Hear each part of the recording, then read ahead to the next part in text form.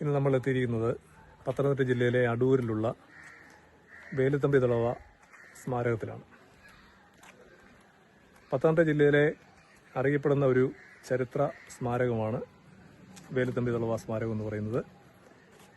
അടൂരിലാണ് ഈ ഒരു സ്മാരകം സ്ഥിതി ചെയ്യുന്നത്. നമ്മൾ ഈ ഒരു സ്ഥലത്തേക്ക് എൻട്രൻസിലൂടെ കടന്നു വരുമ്പോൾ ആദ്യം തന്നെ നമ്മളെ സ്വീകരിക്കുന്നത് വേലുത്തമ്പി തളവയുടെ ഒരു പൂർണ്ണകായ പ്രതിമയാണ്. അപ്പോൾ ഈ പ്രതിമ വേലുത്തമ്പി തളവയെക്കുറിച്ചുള്ള സമഗ്രമായ വിവരങ്ങളെല്ലാം തന്നെ ഈ പ്രതിമയിൽ താഴെഭാഗത്തായിട്ട് ആലേഖനം ചെയ്തിട്ടുണ്ട്. നമ്മളിപ്പോൾ എൻട്രൻസിൽ കാണുന്ന വേലുത്തമ്പി തളവയുടെ പൂർണ്ണകായ പ്രതിമയാണ്. അപ്പോൾ ഇതിൻ്റെ ഈ പടിക്കെട്ടുകൾ കയറി വരുമ്പോൾ അദ്ദേഹത്തിൻ്റെ ഒരു പൂർണ്ണകായ പ്രതിമ കാണാം. ഒപ്പം തന്നെ ഇവിടെ വേലുത്തമ്പി തളവ എന്ന അദ്ദേഹത്തിൻ്റെ പേര് ആലേഖനം ചെയ്തിട്ടുണ്ട്. ഇതിൻ്റെ ഈ ഒരു ഇടതുഭാഗത്തായിട്ട് പ്രശസ്തമായ കുണ്ടറ വിളംബരത്തെക്കുറിച്ചാണ് എഴുതിയിട്ടുള്ളത്.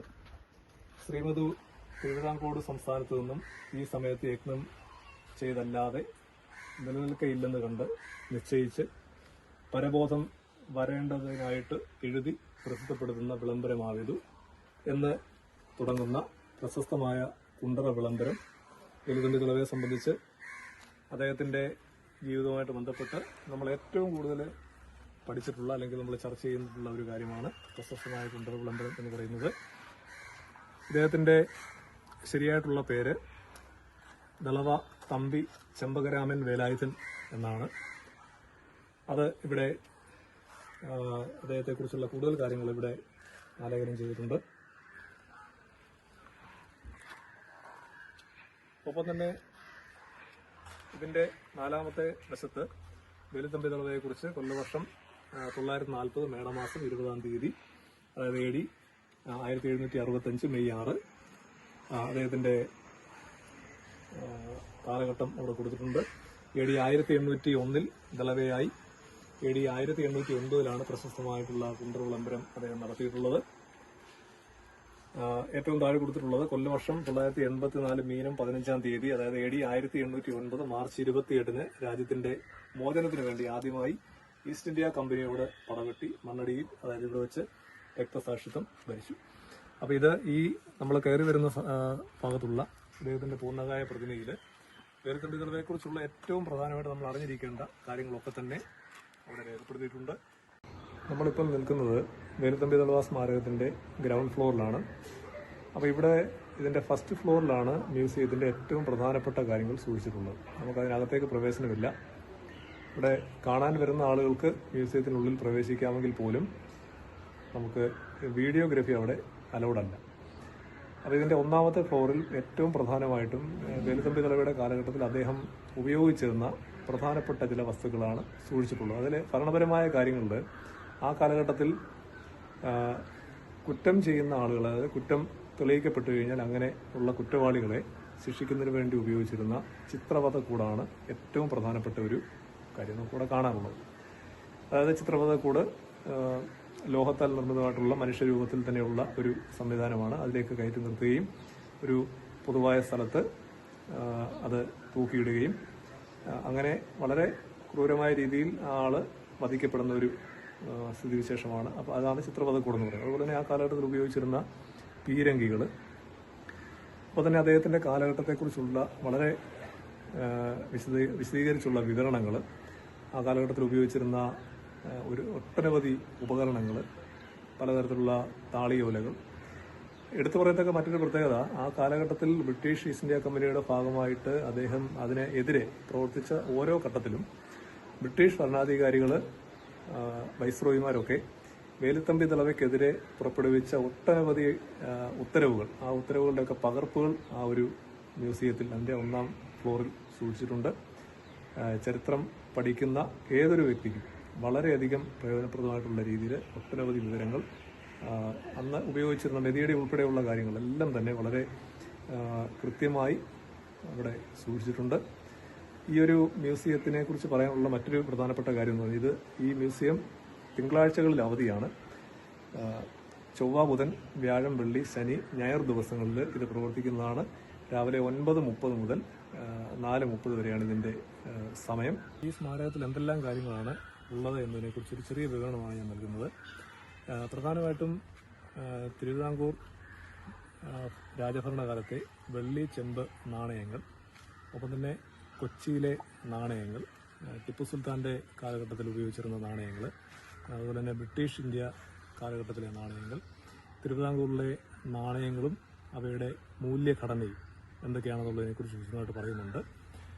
അതുപോലെ തന്നെ ആദ്യകാല വിനിമയ ഉപാധികൾ, അന്ന് ആ തിരുവിതാംകൂർ രാജഭരണകാലത്ത് പ്രധാനമായിട്ട് ഉപയോഗിച്ചിരുന്ന വിനിമയ ഉപാധികൾ എന്തൊക്കെയാണ്, പുരാതന ശില്പങ്ങളും ഒപ്പം തന്നെ റോമൻ സ്വർണ്ണ നാണയങ്ങൾ, തിരുവിതാംകൂറിലെ നാണ്യ വ്യവസ്ഥയെക്കുറിച്ച് പറയുന്നുണ്ട്. ഒപ്പം തിരുവിതാംകൂറിലെ രാജാക്കന്മാരുടെ ചിത്രങ്ങൾ, അതിനെക്കുറിച്ചുള്ള വിവരണങ്ങൾ, തിരുവിതാംകൂറിലെ മുൻകാല തൂക്കുകെട്ടുകൾ.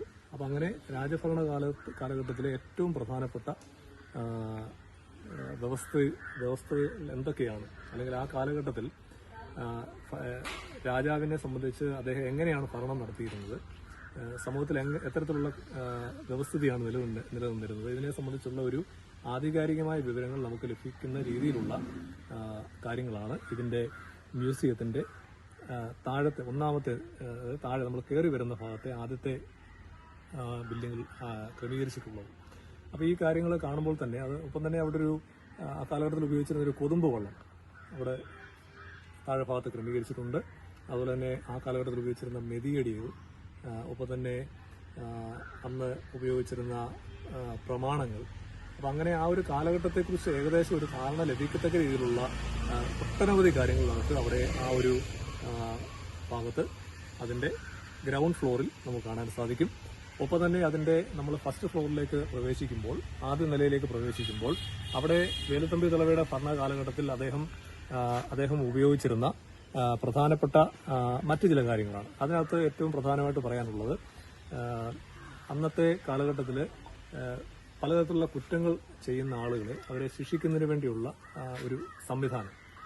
അപ്പോൾ അത്തരത്തിലുള്ള വളരെ പ്രധാനപ്പെട്ട ചില കാര്യങ്ങൾ, ആ ഒരു കാലഘട്ടത്തിൽ ഉപയോഗിച്ചിരുന്ന ഉപകരണങ്ങൾ ഏതൊക്കെയാണ്, അല്ലെങ്കിൽ ആ ഒരു കാലഘട്ടത്തിൽ മനുഷ്യൻ എങ്ങനെയുള്ള ജീവിതമാണ് പ്രധാനമായിട്ടും നയിച്ചിരുന്നത്, അപ്പോൾ അതിനെക്കുറിച്ചൊക്കെയുള്ളൊരു ക്ലാരിറ്റി, വ്യക്തത നമുക്ക് വരുത്തി തരുന്ന രീതിയിൽ, അതായത് ആ ഒരു കാലഘട്ടത്തിലേക്ക് നമ്മൾ യഥാർത്ഥത്തിൽ ഒരു യാത്ര നടത്തുന്ന ഒരു അനുഭവമാണ് ഈ ഒരു വേലുത്തമ്പി ദളവ മ്യൂസിയത്തിലൂടെ ആ മ്യൂസിയത്തിൽ നമ്മൾ പ്രവേശിക്കുമ്പോൾ നമുക്ക് കിട്ടുന്നത്. നമ്മളിപ്പോൾ നിൽക്കുന്നത് മണ്ണടിയിൽ വേലുത്തമ്പി ദളവ ആത്മഹൂതി ചെയ്ത ആ ക്ഷേത്രമാണിത് ഇവിടെ കാണുന്നത്. ആ ക്ഷേത്രം അടച്ചിട്ടിരിക്കുകയാണ്. അപ്പം ഇവിടെ ബ്രിട്ടീഷ് ഈസ്റ്റ് ഇന്ത്യ കമ്പനിയുമായിട്ട് നിരന്തരം യുദ്ധങ്ങളിലും സംഘർഷങ്ങളിലും ഏർപ്പെട്ടിരുന്ന ദളവ ബ്രിട്ടീഷ് ഈസ്റ്റ് ഇന്ത്യ കമ്പനിയുടെ പിടിയിലാകും എന്ന് ഉറപ്പായ സമയത്താണ് അദ്ദേഹം ഈ മണ്ണടിയിലുള്ള ഈ ക്ഷേത്രത്തിൽ അഭയം പ്രാപിച്ചത്.